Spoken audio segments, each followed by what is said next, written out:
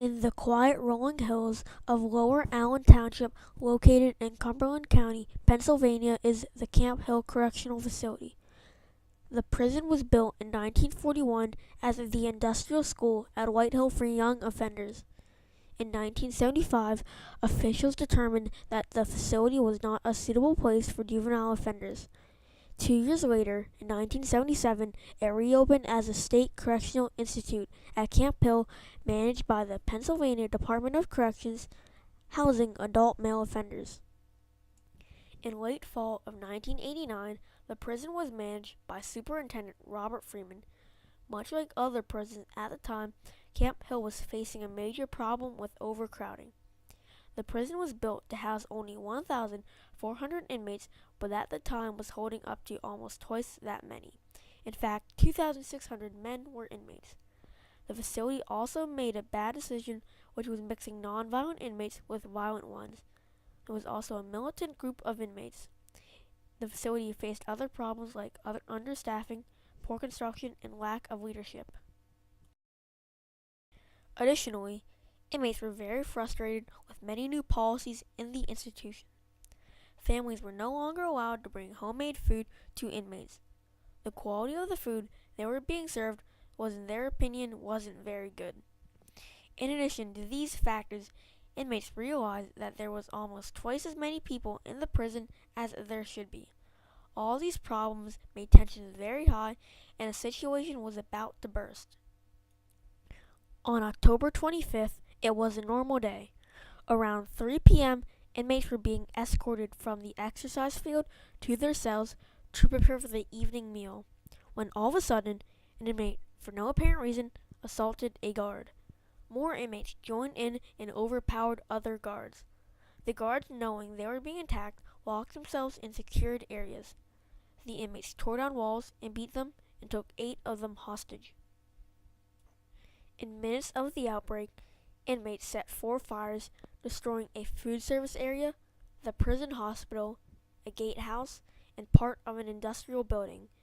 Inmates removed the metal covers of the boxes that controlled the locks to their cells.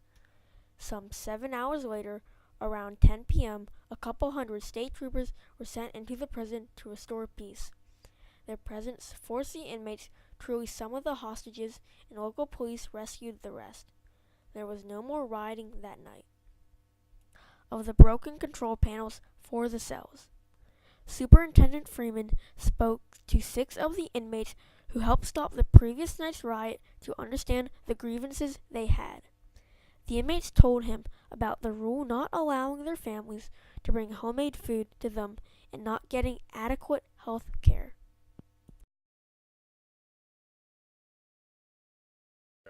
Later that day, guards informed officials that inmates might riot again because the locks to their cells were still broken. However, officials never repaired the broken cell locks. On October 26th, the day after the first riot, when correction officers were locking inmates in their cells, due to the fact that the locks were still broken, inmates were able to escape. This time, they were almost able to take control of every section of the prison within hours. They set more fires and took 5 more officers hostage. The police negotiated with the inmates over a telephone to release the hostages and stop the rioting. The inmates demanded televisions, but they did not get them. Firefighters were called in to put out the many fires, and hundreds of state police and the 5 local agencies were called in as backup. The police tried many times to get control of the prison, but were unsuccessful every time. This day of rioting followed into the next day, October 27th. On the 3rd day of the riots, state troopers stormed into the kitchen area where the most violent inmates were held up. The troopers subdued them and were able to rescue 1 hostage from an adjoining cell block. As the police were getting control of the prison, the inmates released the remaining hostages. By 9 a.m., all the inmates had surrendered to authorities. Some of the inmates were being held in the 4 cell blocks that were not destroyed by the riots, while the rest of the inmates were being held in 2 recreational fields which were surrounded by police and riot gear. After 3 days of the outburst, 123 people were injured, including firefighters, police officers, and inmates. 3 were reported in critical condition. A total of 14 buildings were destroyed at a cost of $17 million. Luckily, no one was killed. Superintendent Robert Freeman was suspended from his duties because he ignored the broken cell locks, which led to the second day of rioting. 1,200 of the 2,600 inmates were transported to other institutions because the Camp Hill facility was too damaged to properly hold all the inmates. A criminal investigation was launched and 64 inmates were criminally prosecuted and 500 received misconducts. Over the 3 days of rioting, in addition to the Department of Corrections made many security changes to prevent another event happening. Every part of the facility now has a series of fencing, in many places double sets of fencing with barbed wire. Each unit now has its own exercise field, so if any incident happens, up to 250 inmates would be confined in an area with electric fences. The facility now emphasizes on more training drills, which are done twice a month.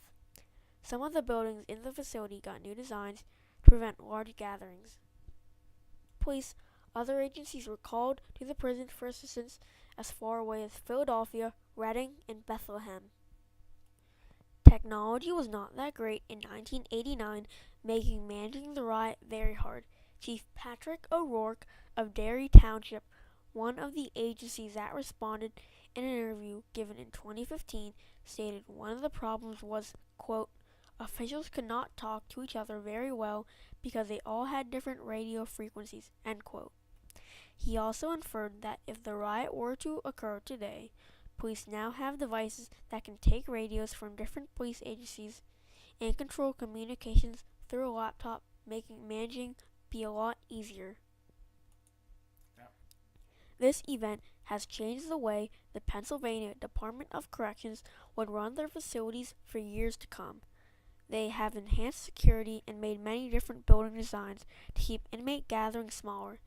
They conduct more training drills on a more regular basis. They recognize the fact that overcrowding was a major factor leading to dissatisfaction of inmates and eventually rioting. The Camp Hill prison riots will be remembered forever.